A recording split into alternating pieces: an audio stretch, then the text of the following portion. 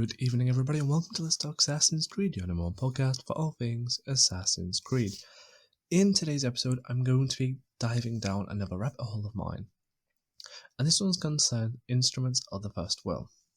Now, the instruments of the First Will are an Isu paganism type cult, according to AC Wiki, which I kind of have been living on because Instruments of the First Will has so much lore and knowledge hidden in comics and games that I've had to spend a ton of time trying to get as much information as possible, because I truly believe that with Basim being the first Isu back to life since John Standish, I kind of think this may be heading somewhere.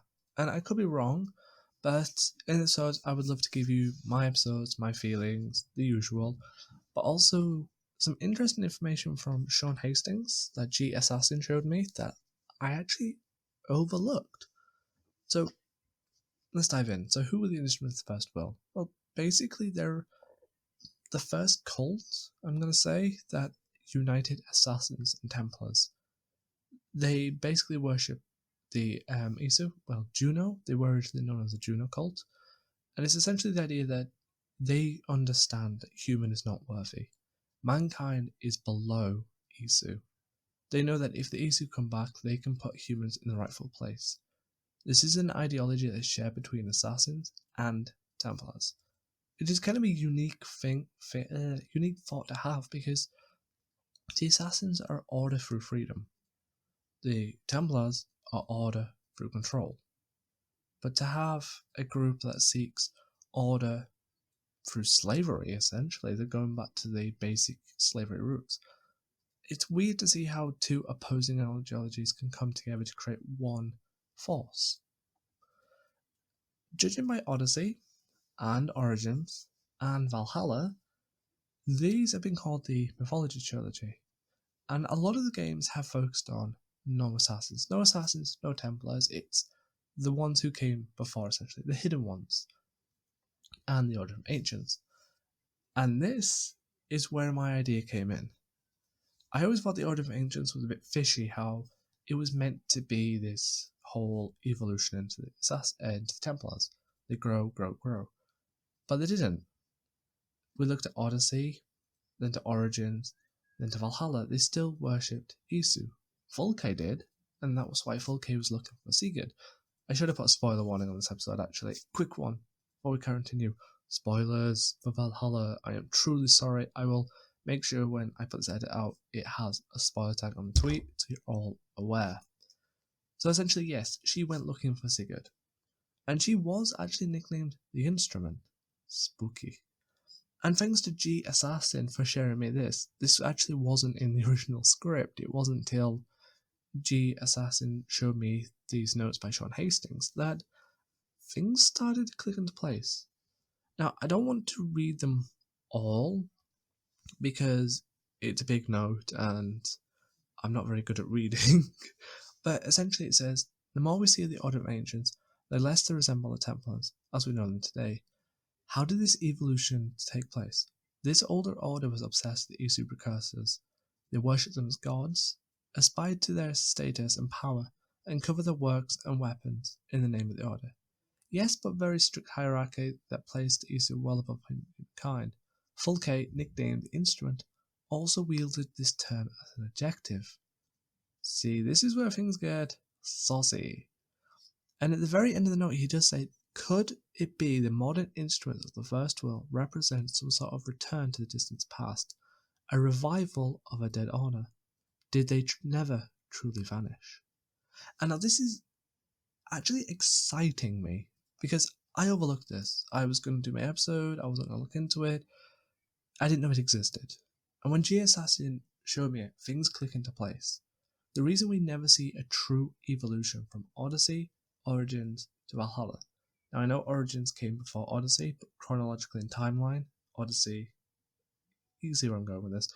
But when you look at that, it's not till Alfred puts his foot down and he takes the status away from paganism to Christianity, where the father understanding becomes less about an Isu and more about God, essentially, because that's their beliefs at the time, which is grand.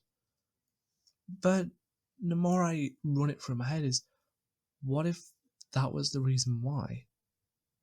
The Order of Ancients in Valhalla worship the Mother of Wisdom, the Father of Understanding, and the Sacred Voice, Minerva, Jupiter, Juno, also known as the Capital Triad. So there is a lot of Isu notices popping up. And what if our work hasn't been to destroy the Order and recreate the Templars? That's not what the game's been teaching us. What if the game's been teaching us the origins of the First World? Now, I know a big thing in Assassin's Creed has always been Assassins vs Templars. That's it. That's the big premise.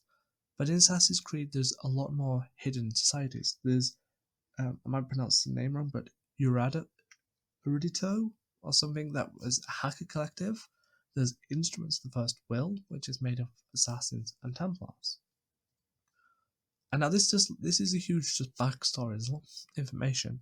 But the big last backstory before I dive into my thoughts for the next game is that the Sigma team, along with Charlotte Cruz and Otto Berg, killed Juno, destroyed the lab they were using to bring Juno back, and destroying the cult. Case closed, cult's gone. That's the end of it. Or is it? If Alfred was able to create a Templar Order, which I will be looking into more in next week's episode, under a church rule, but the Incident of the First Will popped up the head a few years later in modern day, who's to say the Order truly vanished? We all know that Juno had a way of connecting to them through the Sage. In my opinion, there's no way Juno would have not given them knowledge that she's not the last. I believe she would have told them that she was the first. They worshipped the ground she walked on and brought her back because they believe that she could bring more back. If she can be the first, she won't be the last, is the ideology. And this is where my theory for the next games to center around this theme comes in. Basim. Basim used a code system to trick, and I'm saying trick for a reason, the assassins into finding Eivor. Judging by the events of Odyssey, there was no reason to go hunting for Eivor except for this message that gave them answers to the staff. But Basim played him.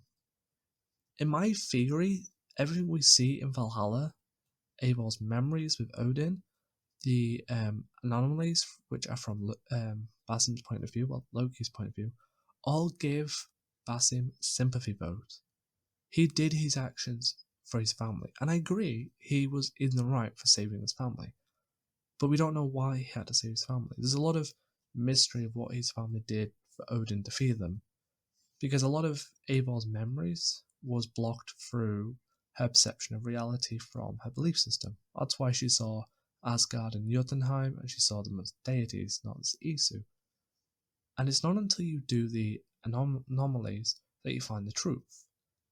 So there's still a lot more information of what went on behind the scenes. Now we pass him back in the land of the living, and Eivor trapped at Layla gone. It begs the question of how many more messages did he read out? Basim was trapped with the reader for hundreds of years. He saw multiple and multiple and multiple simulations with the reader. In my theory, he picked this simulation for a reason. He picked, the same way Minerva and Juno all picked Desmond to try and stop the Turbo catastrophe in 2012. I think Basim chose this moment specifically. He knew from the empirical truth as a warning that time was going to correct itself. So he knew there was going to be a pivotal moment where time needed to correct itself and the humans needed to find a way to save themselves. And I don't think he understood that he was going to get trapped the way he did.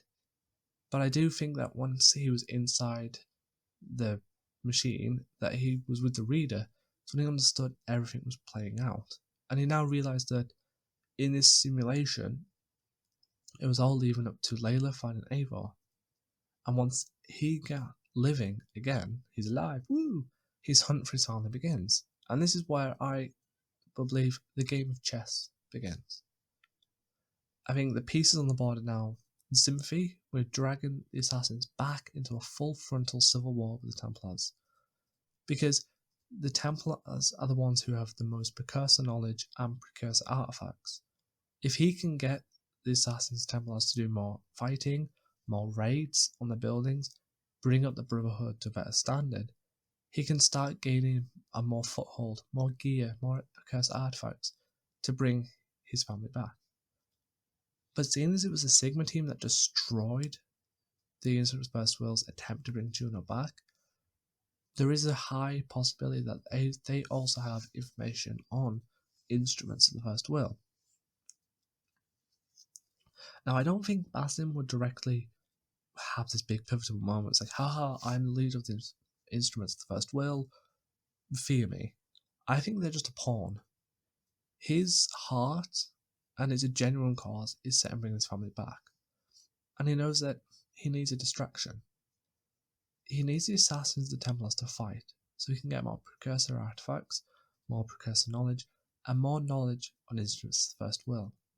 But at the same time, he needs the Instruments of the First Will because they're so dedicated, so devoted, they would probably die to the cause to bring the Templar, to bring the Isu back. And I believe he's going to use that cause, that knowledge that you humankind are weak, we Isu are superior, to get them to try and find a way of bringing back, well, Isu, without just using the Shroud of Eden. Because the Shroud of Eden is what kind of led to Juno's downfall. Because the Shroud of Eden has an Isu conscience in it, which mocked Juno, saying she was not powerful enough, which caused a distraction for Charlotte to kill her. So there needs to be a new way. And I think the new way it's seen by the ending of Valhalla is the Staff of Hermes. I think if he can find any knowledge to sages or locations in history where his family is kept, he could use the Staff of Hermes. Now, I'm not 100% sure because I think the Staff of Hermes will probably end up killing him once he hands it over, but he is full Isu. There is that he is full Isu, so there must be something he knows that no one else knows about the staff. But I think if he can use the staff to bring back his family, it's then how do you bring the conscience of the staff? Now, the Instruments First will have knowledge of human cloning. Create a human clone DNA to bring a conscience into a body. So they did with Juno. And I think they could do that with Bastard's family. And this is why I think this is the pivotal moment. This is what the games have ultimately been leading up to. At first, and I will discuss this as well, I thought it was leading up to the end of the series. You know, tying a loose end. But what if the reason for Origins and Odyssey for just seeing Hidden Ones and Order of Ancients was to bring up the Instruments First Will, their origins, their beliefs, the deep-seated root they have in society for Isu. And I think the first time we'll see them in the next game is a mission. Modern day mission, close to the end of the game, I'm going to say, where you perform a raid on a Templar laboratory. I don't know what to call it. Maybe like a small facility, not a heavily guarded one, just for maybe some notes on sages in a certain time period. And once he gets there, he sees the Instruments of the First World logo somewhere random, and everyone overlooks it because that's not what they're here for. But he sees it, he touches it, he smiles, and he goes off with the team. Maybe that's because he knows that they've been here first. They've set it up, they've got what they needed, he's one step closer to his goal. But at the same time, I think there's another reason why he wants the Instruments of the First Will. I don't think he ever truly got closure with Odin. Now I know there's DLCs coming up for Valhalla, and could be spin everything out the works, but I could see him trying to bring Odin back, so he can finish Odin off himself. Maybe he was never, because by the time he wanted to get to Odin, Odin fled into the Sage mechanic, and he died in the Toba catastrophe. But Loki chased after him. Loki put himself into being a Sage to be reincarnated, to chase after Odin, the Mad One, to get his revenge. And since Eivor is now, well, end of the game dead, that's why we're reliving the memory, he can't bring Odin back. But if he can find a living sage that Odin goes to, I could see him trying to attack him, trying to find knowledge There's something more. I think there's a piece missing of this big puzzle. He wants to get his family back. He wants to get closure, but I still think Harvey Odin is hiding something, and I don't think it's so easy of just going through all of Avor's memories to find it, because Avor's her memory is shut off from Odin now. He's in the subconscious that she doesn't want to listen to. It's all blocked off. But I think he's going to keep probing. That's what his aim is. He's going to keep probing, get more information, find out what went on with his sons. Where is his family? Why did Odin betray them? This is all, but because I know the lore, the mythology for Norse is loosely based on the Isu life. Because, as Six Keys pointed out, I really missed this when I played the old games. When the Toba catastrophe had ended, the Isu did teach mankind a lot about who they were, their lives, and their beliefs, and then humankind took that knowledge and played the world's largest game of Chinese whispers. And over time, truth became fiction, fiction became mythology, and mythology became false, essentially. So there is a good chance that the Isu told them about the Toba catastrophe, Odin, the people who created the sage mechanics, how they survived, the capital triad. But over the years, these survivors passed on the stories. And Harvey went from an Isu leader to the god, the Allfather, who protected the realms. The land that the Isu called home, well, I know it's Earth, but it would have been built differently before the Toba catastrophe shifted everything, would have been the 9 realms of Midgard. It's plausible. So it's kind of a weird one, because I could be barking up the wrong tree because we are so far away from the next game. It's impossible to tell. Plus, there's a lot of new DLC on the way, which could fill in some gaps. But I strongly believe that we haven't been playing the games to witness the rise of the Assassins and the Templars. We are seeing that, and it's a fantastic thing to see. But maybe it's what we cannot see. Maybe it's what's under the surface that we're missing. And maybe the reason why they focus so heavily on Isu is because they're bringing the instruments of the First World back. Althea did say that they were going to come back. A quote in Odyssey did state that they didn't interfere, but they're going to come back. Althea knows something more than Layla and Cassandra. And I think this is something Althea may have been planning with her husband for years before it happened. If Minerva and Juno can talk to Desmond through the Grey and through Peace of Eden, how is it not possible that Basim has been able to talk to Althea through the Grey as well?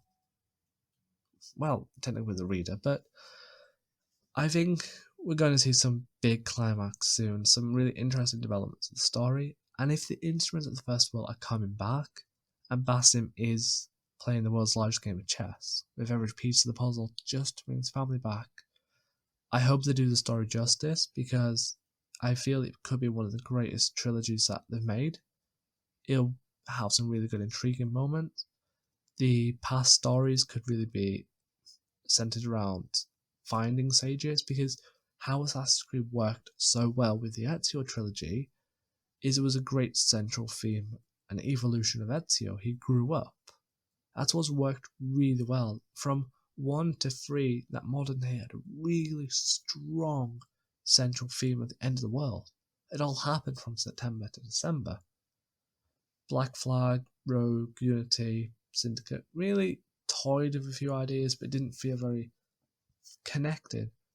Odyssey's trying that. Valhalla tried that connection again. Origins, Odyssey, and Valhalla has a connected modern day, but with really annoying time gaps that they don't explain properly. Sorry, I am not a fan of ending of Origins to suddenly Odyssey starting how it did. It made no sense to me. Valhalla is different because it explains that they're chasing a code, and they do nod back to the events of Odyssey quite a lot. So Valhalla is fine, in my opinion. So how it's going to go is we don't know. But I have a lot of theories that Assassin's Creed may decide to dig a little deeper into lore that we've not seen in a while. Assassin's vs Templars will be the front of the games. I genuinely believe that the next games will feature heavily modern day stories of assassins versus Templars. I think with Basim being out and about, I think he will try and focus more on assassins from the past, so I could see them returning. But I do think that the Isu storylines aren't gone. I think they're going to be the biggest theme they've been since the Sages were first introduced in Black Flag. And this is why I think, and when they say bigger, I mean this could be the biggest story and bigger lore shift they're on about. They're taking a cult from the comics that was fleshed out mainly in the comics, especially with the Juno arc, and bringing them into the games. And hopefully, if the festival do come, maybe we'll get a video, or a video will be a good one, of the actual events of Juno's Rising, because that'd be such a great way to give everyone who played Assassin's Creed and was hoping for the Juno arc to end in game that satisfaction. It ended in the comics. Give us a recreation of that in game in a video, or someone recording it, the siege, the death of Juno, the whole reason why the Internet Festival want to come back. So this is all I've got time for this week. I'm really excited for next week's episode. But if you want to get involved or you have any ideas, then find me on Twitter at ACLetsTalk or email me at assassinscreedletstalk@gmail.com. Thank you all for listening, and I'll see you all next week.